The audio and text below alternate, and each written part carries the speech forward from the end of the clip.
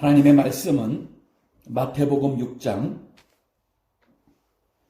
9절에서 13절까지 주님이 가르쳐 주신 주기도문에 대해서 오늘 말씀으로 은혜 받고자 합니다.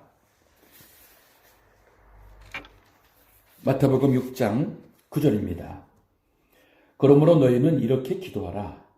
하늘에 계신 우리 아버지여, 이름이 거룩히 여김을 받으시오며 나라의 임하옵시며 뜻이 하늘에서 이룬 것 같이 땅에서도 이루어지이다.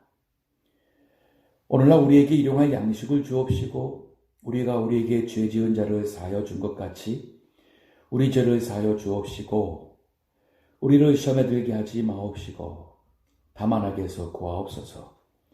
나라와 권세와 영광이 아버지께 영원히 있사옵나이다. 아멘. 예수님께서 제자들에게 이렇게 기도하라. 이 말은 뭐냐면은 바로 전에 있었던 대화에 이어서 주님이 이렇게 기도하라는 얘기예요. 그리고 바로 위에서는 어떻게 기도했나요? 그 위에 보시게 되면은 그 6장 5절에 보면 너희가 기도할 때 외식하는 자와 같이 되지 말라. 저희는 사람에게 보이려고 회당과 큰 거리 어귀에 서서 기도하기를 좋아하느니라. 내가 진실로 너에게 이르노니 저희는 자기 상을 이미 받았느니라.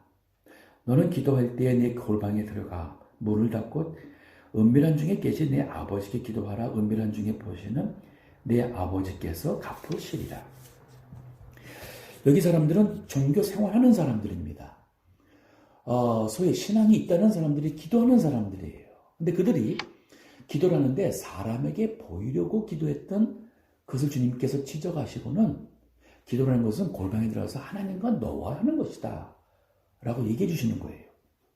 그러면서 7절도 보세요. 또 기도할 때에, 이 말은 다른 케이스예요.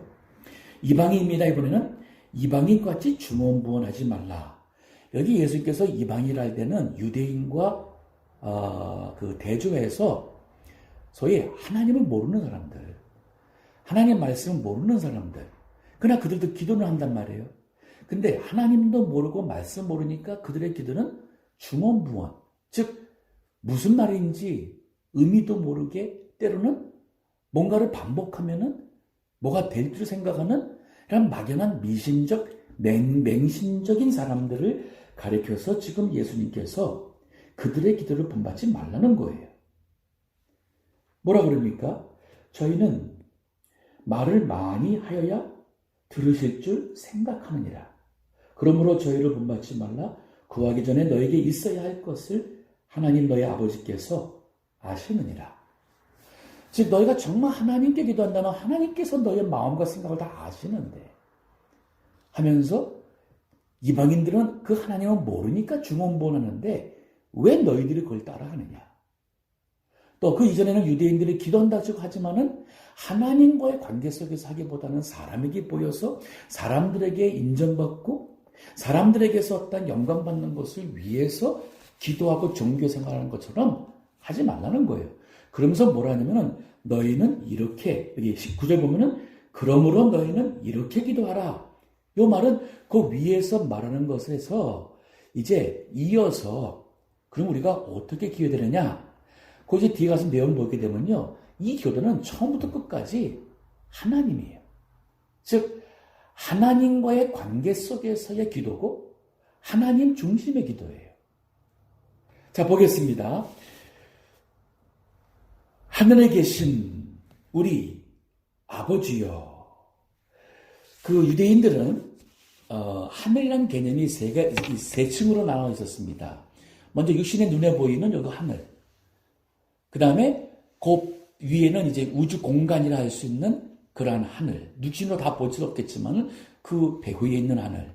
그리고 또 그 배후에 있는 어떠한 영적인 하늘. 이렇게 그들이 생각을 하고 있었습니다. 하지만 이 말씀 속에서는 우리 인간이 힘으로 대다를 수가 없고 이 광대함을 헤아릴 수가 없는 그 하늘의 하나님이라는 개념에서는 즉 하나님은 광대하신 하나님의 의미가 포함되어 있고, 또 이 세상에 우리는 이 리미트, 제한돼 살고 있는 우리와 비교할 때에 하나님은 이 하늘, 우주, 그 다음에 영적인 세계의 하나님이라는 하나님의 이 편재성, 이 omnipresence, 어디나 계시는 하나님이라는 그 개념을 할 때에 하늘의 하나님 혹은 하늘에 계신 하나님이라는 표현을 사용했어요. 즉 우리 이 기도의 초점이 뭐냐면 사람을 의식해서 하는 기도고 사람에게 하는 기도가 아니라 지금 우리 기도는 바로 그 하나님인 거예요. 하늘에 계신 그 광대하시고 무소부지하신 어디나 계시는 그 하나님, 그 하늘에 계신 하나님께 기도의 대상이 지금 언급이 되면서 그 하나님을 향해서 또 뭐냐면 우리 아버지라고 그랬어요. 이 거대하신, 광대하신 그 하나님이시지만은 그분이 우리에게는 아버지와 같은 분인 거예요. 근데 이 표현이, 우리 아버지라는 표현이 구약에서는 구약에서는 사용된 표현이, 이 보편적으로 사용된 표현이 아닙니다.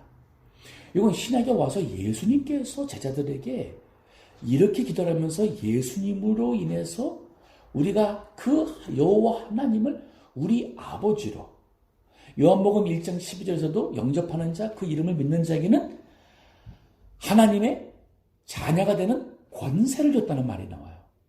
즉 예수님을 통해서 우리가 하나님의 아들로서의 권세를 누리는, 신약에 와서는 이 하나님과 우리 백성의 관계가 아버지와 아들과 같은 관계예요.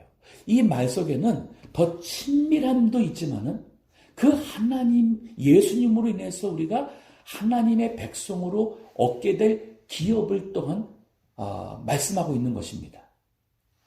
그래서 예수님께서 너희가 지금 기도할 때에 그 기도를 들으시는 대상이 누구냐? 하늘에 계신 우리 아버지.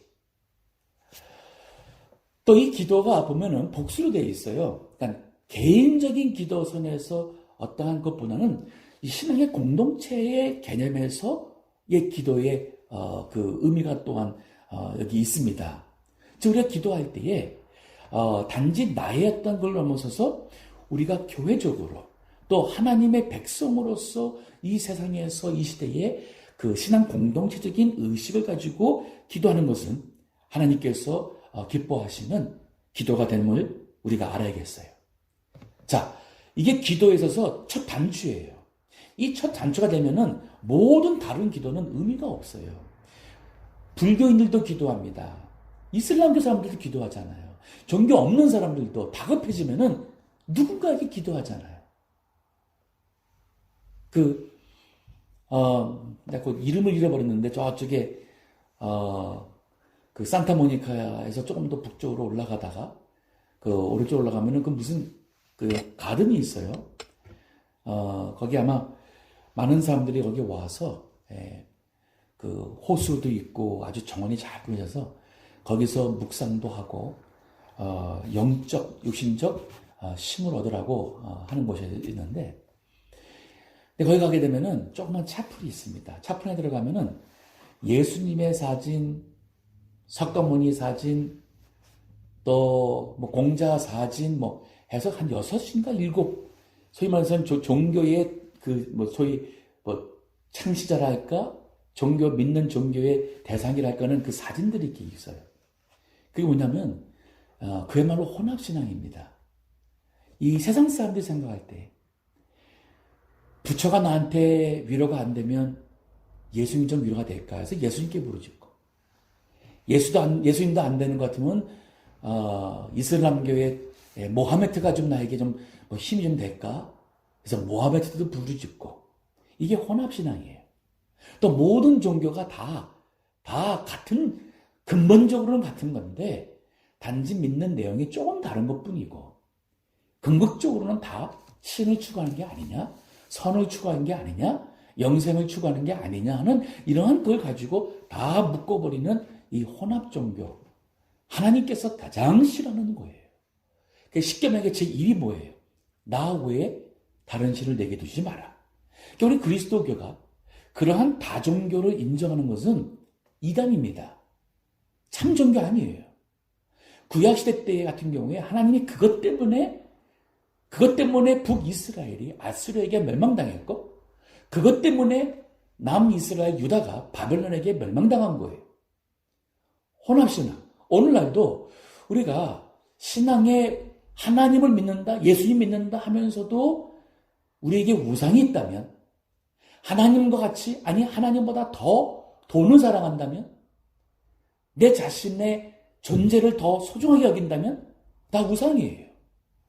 우리가 올바른 기도의 첫 단추는 하늘에 계신 우리 아버지.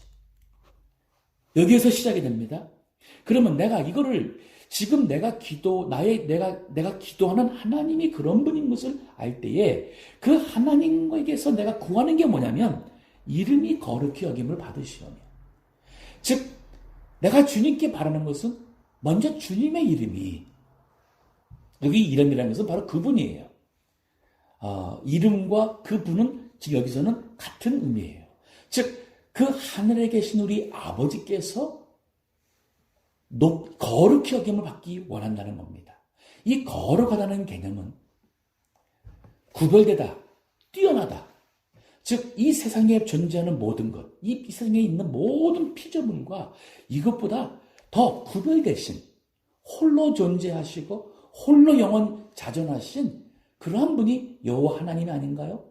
그러니까 그 하나님의 이름이 거룩히 여김받는 것은 이 세상에 있는 어떠한 우상이나 우리가 섬기고 소중히 여기는 그 어느 것도, 심지어는 나 자신도 그 하나님과 비교할 수 없는, 그야말로 하나님만이 거룩히 여김 받는 것이 합당한 그것을 고백하는 것이에요. So, let God be God. 하나님을 하나님으로 우리가 고백하고 믿어야지. 그 하나님을 우리의 생각과 우리의 어떠한 이성적인 원함으로 하나님을 낮추든지 하나님을 변형시켜가지고 왜 하나님이 살아계시면 고통이 있게 하시는가? 왜 전염병을 막지 않는가? 아니 이 인간들의 잘못과 모든 것을 다 하나님께 원망 돌리는 것은 이 여호와 하나님을 모르는 사람들이에요. 우리는 하나님 앞에 우리는 그저 두렵고 떨림으로 그의 긍휼하심을 구할 수밖에 없는 존재가 바로 우리 인간이에요.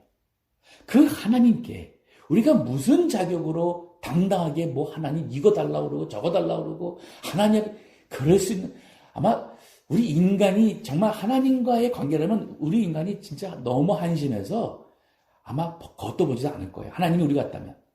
근데 하나님은 그러한 우리 인간들을 사랑하시고 참으시고 용납하셔서 우리의 기도를 들어주신단 말이에요. 그렇다면 우리가 그러한 위대하신 하나님을 믿을진데 기도에 우리의 믿는 우리의 이 생각의 초점이 그 하나님께 맞춰져야 되는 거예요. 그래서 이름이 거룩히 여김을 받으시오며. 그럼 우리가 하나님께 거룩히 여김을 받으시오며 할 때에 그 하나님을 거룩히 하는 우리의 그 신앙생활에 있어서 표현이랄까요? 그 행위는 바로 예배예요. 예배를 통해서 하나님을 높이는 겁니다. 찬송입니다. 또 그 하나님을 경외하는 겁니다. 우리 중심에서 하나님은 하나님됨으로 우리가 중심에서 하나님을 높이는 것이고 두려워하는 것이고, 그러기 때문에 그의 말씀을 순종하는 모든 것이 하나님의 이름이 거룩히 여김을 받게 하는 믿음의 행위가 됩니다. 자, 그 다음에 뭐라 그랬어요? 나라의 임하옵시며, 즉 주님의 나라가 임하길 바란다는 것은 주님의 나라는 주님의 통치하심이에요. 즉 하나님께서 친히 다스리시고 통치하시고 하나님께서 왕이시고 그 하나님의 백성들이 하나님의 그 통치와 하나님의 다스림 아래서 우리가 평화를 누리고 생명을 얻게 되고 그 하나님의 임재 속에서 살기를 원하는 바로 주의 나라가 임하기를 바라는 간구입니다. 우리가 하나님을 알지인데 그 하나님이 거룩하심을 고백하며 그 하나님에게서 우리가 구할 수 있는 가장 위대한 것은 내 인생의 주인 되어서 내 인생을 다스리고 이끌어달라는 거예요. 그것처럼 좋은 게 어디 있습니까? 우리 비행기 탈 때마다 우리는 우리의 생명을 조종사의 손에 맡깁니다. 다 맡겨요. 가끔 가다가 이상한 조종사가 그만 그거를 납치해가지고 아니면 테러 행위를 해서 비행기 안에 있는 모든 사람이 다 죽는 경우가 있죠. 우리는 비행기 탈 때마다 우리의 생명을 조종사의 손에 맡겨요. 근데 그럴 수밖에 없어요. 왜요? 비행기 조종할 줄 모르잖아요. 그러니까 우리는 그렇게 맡길 수밖에 없습니다. 자, 그럼 우리 인생의 모든 것이 그 비행기 탈 때만 적용되나요? 가만히 생각하면 이 전염병도 그렇습니다. 전염병도 그래요. 우리 자동차 운전할 때 사고 나고 사고에서 안 나고 하는 모든 것들도 그렇고 우리 인간이 우리가 뜻하고 결심하는 대로 모든 것을 우리가 지킬 수 있고 사고에서 예방할 수 있고 할 수 있다면 죽을 사람은 없습니다. 하지만 우리는 아무리 조심해도 병 걸립니다. 아무리 참 운전을 잘하는 사람도 한순간의 사고로 생명을 잃기도 합니다. 우리 인생이라는 것, 결국 아무리 우리가 내 인생을 지키려고 해도 우리는 완전하게 지킬 수 없는 자들이에요.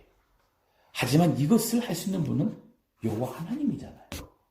생사화복을 주관하시는 그분에게 주님의 나라가, 주님의 다스림이 임하기를 내 삶 속에 또 내가 속해 있는 가정에 혹은 우리 교회에 이 세상에 임하기를 구하는 것이 바로 이것입니다.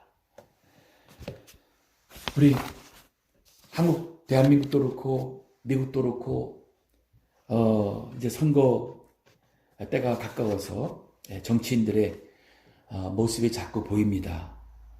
하지만 어떠한 정치인이든 어떠한 이 세상의 리더든 다 불완전해요.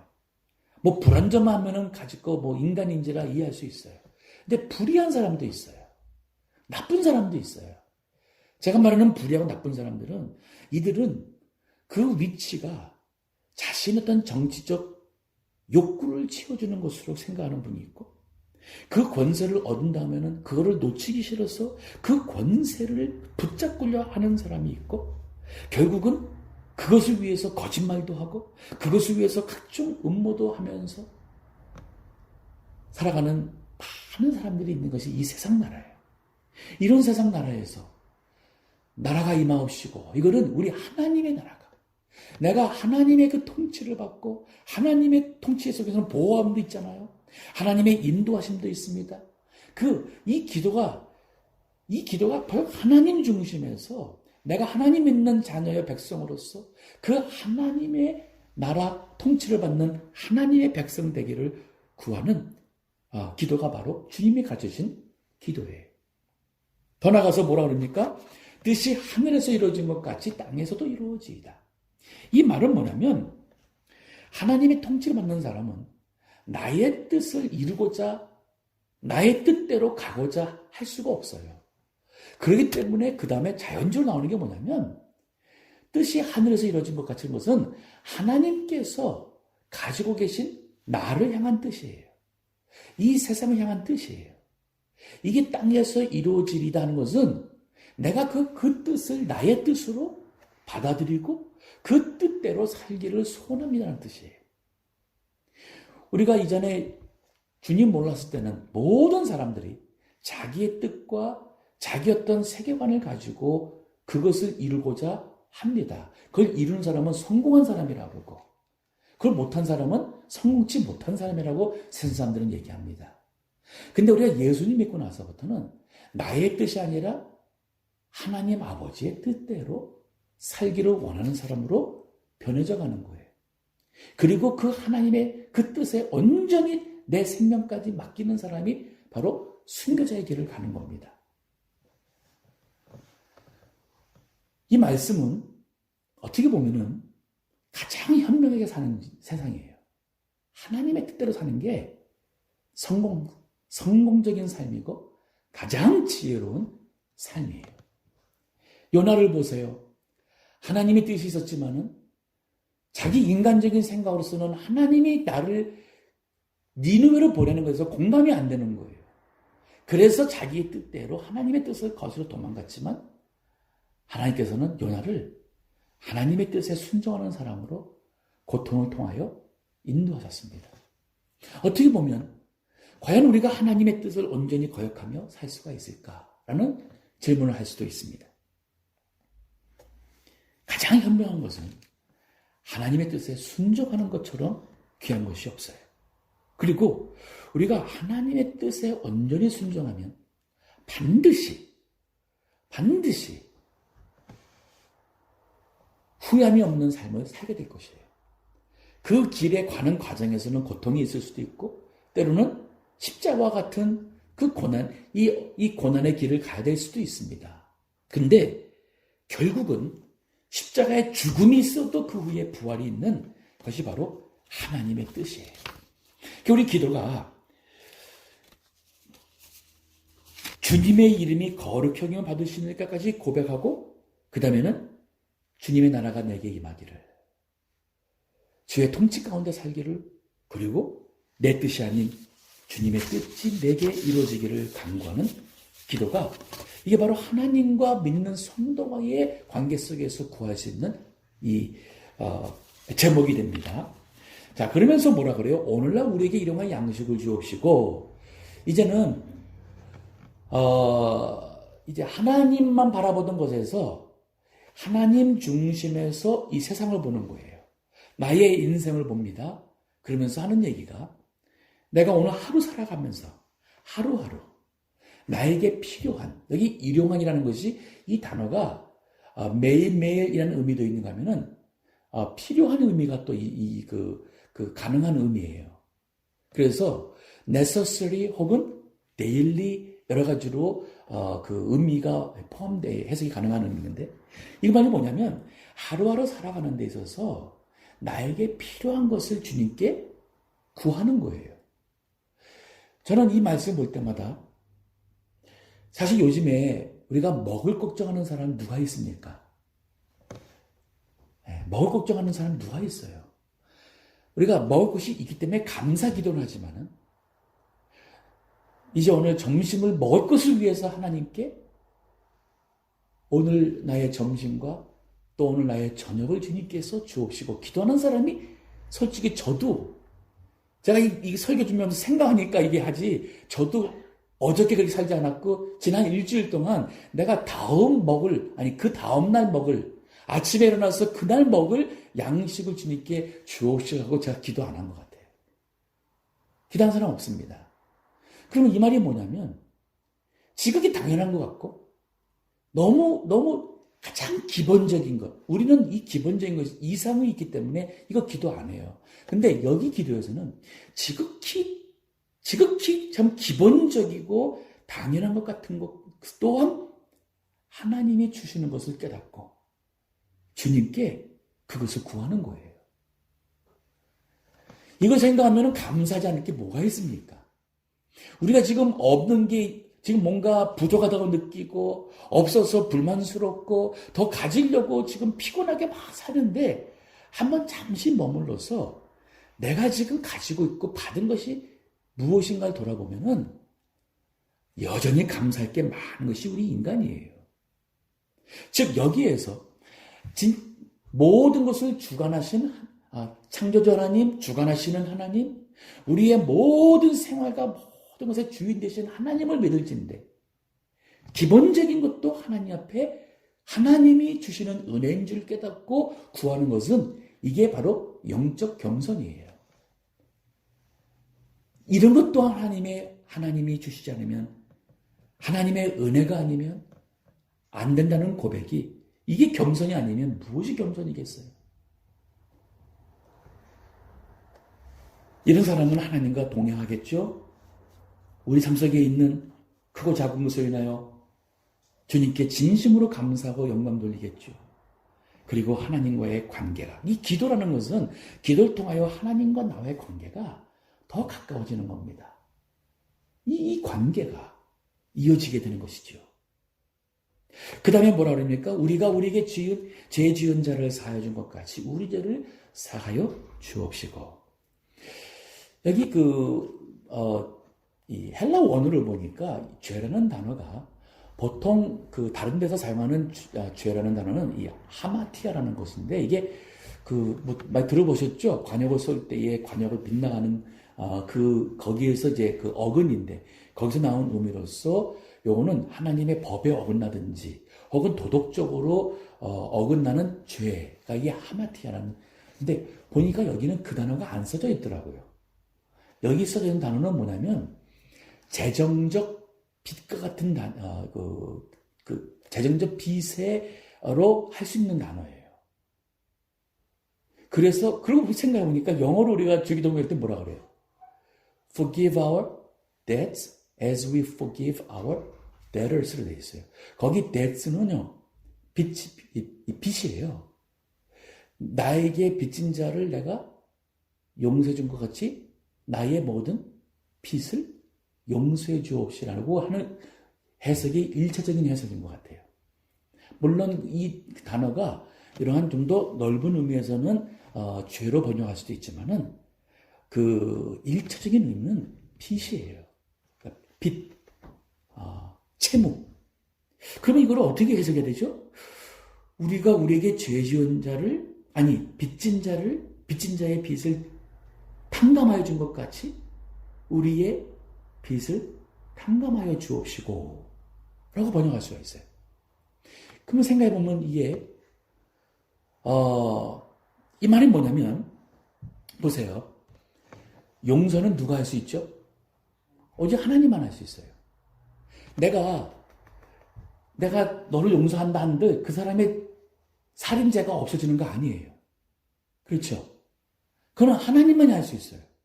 또 세상 법에서도 그건 재판장이 할 수 있는 것이지, 우리 인간사회에서 용서해 준다는 것이 진짜 그 사람의 죄가 없어지는 게 아닙니다. 아마 그러기 때문에 여기서 하마티아라는 단어를 안 쓴 게 아닐까 하는 생각이 들어요. 즉 우리가 마치 다른 사람의 죄를 용서할 수 있는 것처럼, 마치 우리가 내가 너 다 용서해 줄게, 괜찮아, 우리 그런 위치가 아닌 거예요. 자, 이게 바로 1차적인 여기서 우리가 알 수 있는 의미가 되고, 또 하나는 뭐냐면은, 그럼 우리 인간이 다른 인간에게 할 수 있는 것은 뭐냐? 그건 용서예요. 뭘 용서합니까? 즉 뭐냐면 탕감인 겁니다. 저 사람이 나에게 은혜 빚을 졌어요. 내가 저 사람에게 10번 대접을 했는데 저 사람은 아직도 나한테 한 번 대접할 줄 몰라요? 그러면 이것은 어떻게 보면 저 사람이 빚진 사람이에요. 나한테 이 은혜 빚진 사람입니다. 근데 저 사람 때문에 내 마음이 상해 있어요. 내 마음이 불편합니다. 미움이 자꾸만 생겨요. 그럼 기도할 때 이게 뭐가 되냐면 하나님과 나와 관계, 이것 때문에 이게 문제가 되는 거예요. 즉 이 주기도문의 핵심은 뭐냐면 하나님과 나와의 관계 속에서 지금 기도를 하는데 내 마음을 누르고 있는 이러한 것 때문에 내가 영적인 그 복을 누리지 못하는 것이에요. 그렇기 때문에 이것 또한 주님 앞에 내려놓는 거예요.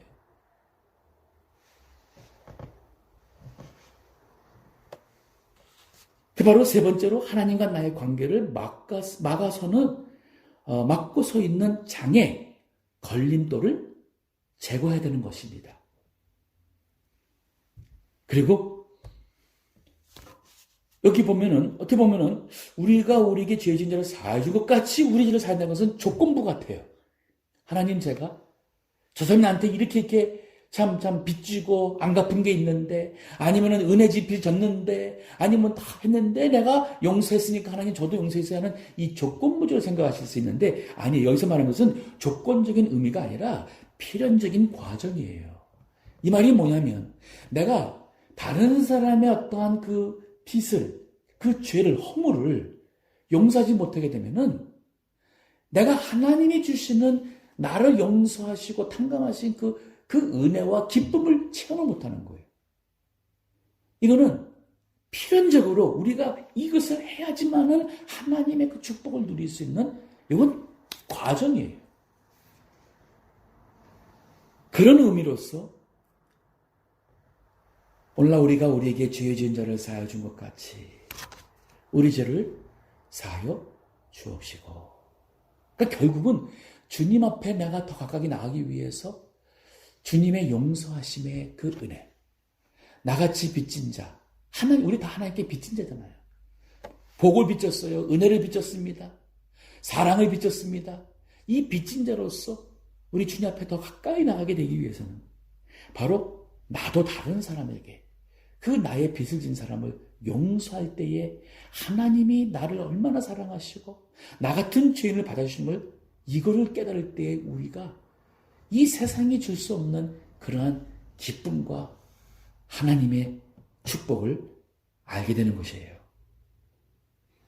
그 다음에 뭐라고 합니까? 우리를 시험에 들게 하지 마옵시고. 저기 시험이란 단어가 1차적인 해석은 유혹이에요. temptation, lure. 그리고 2차적으로서 소위 말해서 우리가 신앙생활하다가 고통이 있든지 어떤 사람으로 인해서 믿음에 혼란이 오고 아니면 영적으로 침체에 빠지는 그러한 의미는 두 번째 의미예요.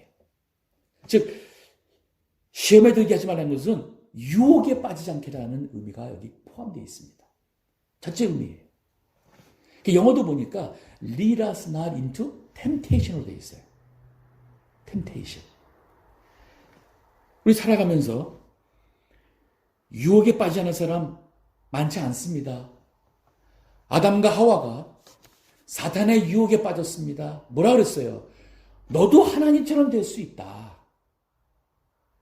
하나님의 말씀과 하나님의 권위에 대해서 의심을 집어넣고 너도 하나님처럼 될 수 있다는 이 말에 불순종함으로써 죄를 범했어요. 사울왕은 어떠한 유혹에 빠졌습니까? 왕이 되고 보니까 왕으로서 누리는 혜택이 너무 많은 거예요. 이 자리 내 아들에게 물려주고 싶은 거예요. 이 자리에서 백성들의 지지를 받아야 되니까 백성들에게 비율을 맞춰야 되겠고 사람들의 인심을 따라가야겠고 하다 보니까 하나님은 잊어져 가고 그만 그 왕자리에 연연하면서 그는 참 불행한 인생과 종말을 맞이합니다. 이게 바로 유혹에 빠진 겁니다. 다윗은 안 빠졌나요? 그 위대한 다윗도 영적으로 방심할 때에 그가 여인을 범하고 그 죄를 은폐하려고 살인까지 했던 것을 생각한다면 우리 모두 다 우리는 이 주기도문과 같이 주님 제가 유혹에 빠지지 않게 해주십시오. 시험에 들지 않게 해주십시오라고 기도해야 됩니다. 여기서 말하는 두 번째 시험이라는 것은 영적 침체입니다. 신앙적 혼란이에요. 그 때문에 우리가 이 혼란이 올 때에 교회를 빠지고 싶어요. 기도하고 싶지가 않습니다. 과연 하나님이 계시는가 의심이 들어와요. 목사님도 저러는데 죄송합니다. 목사님도 저러는데 장로님도 저러는데 하면서 우리 시험에 들잖아요. 성경의 엘리야도 시험에 들어서 뭐라 그럽니까? 족합니다. 내가 이 선조보다 나 더 뛰어나지 않고 난 더 낫지 않으니까 하나님 죽고 싶습니다. 죽여주세요. 엘리야도 그랬어요. 이게 바로 신앙의 권태예요. 혼란입니다. 세례 요한도 자기 제자를 불러서 당신이 그분입니까? 메시아. 아니면 우리가 다른 사람을 기다립니까? 세례 요한도 붙잡혀가지고 그 감옥에서 고난 속에서 내가 젊은 나이에 이러다가 죽는 거 아니야? 내가 근데 이 자리에 왜 들어와 있어야 돼? 잘못한 게 없잖아요. 악을 악이라고 그랬고 불의를 불의라고 그랬고 정말 세례 요한은 청렴하게 그리고 예수님을 이 세상에 하나님의 아들이라고 선포하고 알린 것밖에 없는데 감옥에 있으면서 자기가 죽어야 되나 하는 생각할 때에 왜 하나님 왜 나를 여기서 날 묘두는 건가? 혼란이 들어온 거예요. 그러니까 이러한 질문을 했었어요. 우리 모두가 다 유혹이나 시험에 빠질 수 있고 우리는 넘어질 수 있는 가능성이 있는 자들이에요. 그래서 기도하는 거예요. 예수님께서 이렇게 기도하는 것이 뭐예요? 그래서 우리가 기도할 때마다 주님 저 유혹에 빠지지 않게 해주세요. 시험에 들지 않게 해주세요. 그러면서 뭐라 그래요? 다만 악에서 구하옵소서. 즉 나를 악에서 구할 수 있는 분은 오직 주님밖에 없다는 거예요. 내 힘으로써 내가 악과 싸워 이기겠다. 내 의지로서 내가 결심한 것은 나는 다 한다? 천만에요. 우리는 기도로서 주님의 은혜를 구해야 될 사람이에요. 그 도우심으로 영적 싸움을 이길 수 있는 사람입니다. 마지막으로 나라와 권세와 영광이 아버지께 영원히 있사옵나이다. 근데 성경 보면 그게 괄호로 되어 있죠. 그 괄호로 되어 있는 이유가 뭐냐면 우리 성경 신약 헬라어 헬라어로 되어 있는데 이 헬라어 성경책 중에서 가장 오래되고 그 다음에 신약의 마태복음부터 요한계시록까지 전권이 다 있고 보존이 잘 된 특히 두 사본이 있습니다. 이 알렉산드리아 사본이라는 게 있고 혹은 이제 신의 사본이라기도 하고 그 다음에 바티칸 사본이라는 게 있어요. 근데 이 두 사본이 다른 많은 성경 헬라 사본들이 있지만 거기 중에서도 참 이 두 권이 굉장히 권위가 있습니다. 근데 이 두 권에는 요 부분이 없어요. 그리고 다른 데는 이 부분이 또 있는 성경이 있습니다.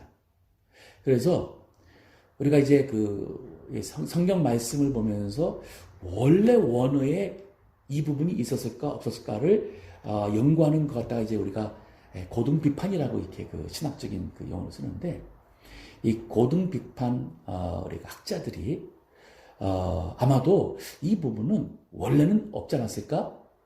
하지만 당시에 이 기도할 때는 영광과 정기와 나라와 권세와 영광이 아버지께 영원히 있사옵나라는 이러한 기도 마지막 부분에 기도를 했었기 때문에 그래서 원본을 이렇게 이제 당시에는 복사기가 없으니까 손으로 이렇게 다 베끼죠. 이렇게 사본을 만듭니다. 사본할 때에 그거를 이렇게 삽입하지 않았을까? 때로는 삽입할 때에 이렇게 기도를 했으니까 가로하고 할 수도 있어요. 할 수 있겠죠. 근데 이제 그것이 시간이 흘러가면서는 그만 원래 원본에는 어떻게 된지가 구별하기가 쉽지 않은 것이 될 수가 있죠.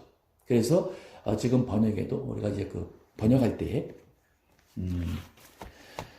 이거를 괄호에 넣습니다.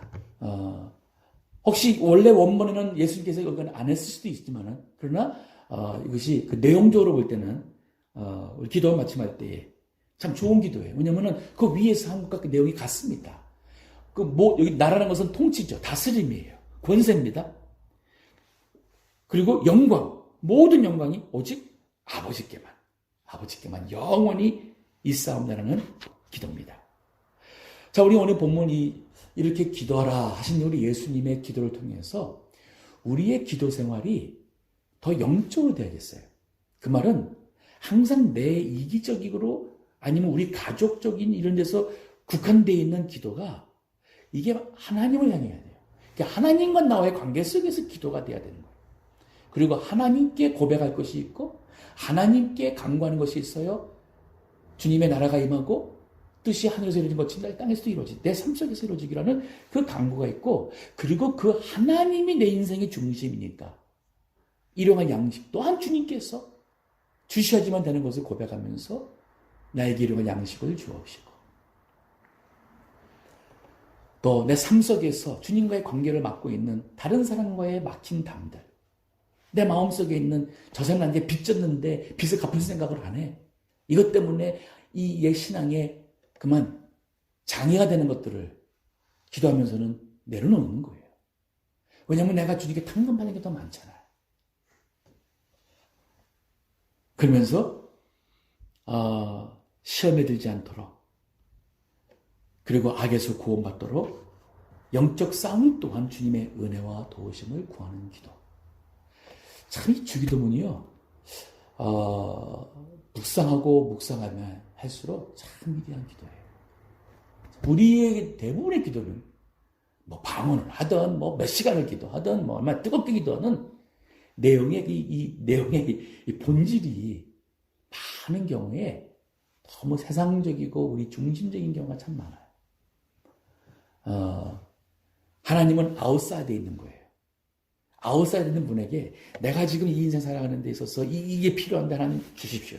이게 안 돼 누구한테 좀 없애주세요. 이게 안 돼 내 마음이 답답한데 하나님 내 마음에 평화 주세요. 그러면 하나님은 밖에서 가만히 서 있어. 오케이 여기 이게 주고 이런 식의 기도가 우리가 종종 할 때가 있죠. 근데 이 기도는 그게 아닌 거예요. 하나님과의 앞에서 하나님과의 만남, 교제 거기에서 우리 하나님은 그냥 동등한 위치가 아닌 위대하신 하나님께 우리가 하나님의 중심적인 삶을 위하여 하는 기도가 바로 주기도문입니다. 오늘 이 말씀을 통해서 우리의 기도 삶이 더욱 신령해지고 풍부해지고 기도하면 할수록 주님께 더욱더 가까이 나가게 되는 그러한 기도의 성도님 다 되시기를 주의 이름으로 축원합니다. 기도하겠습니다.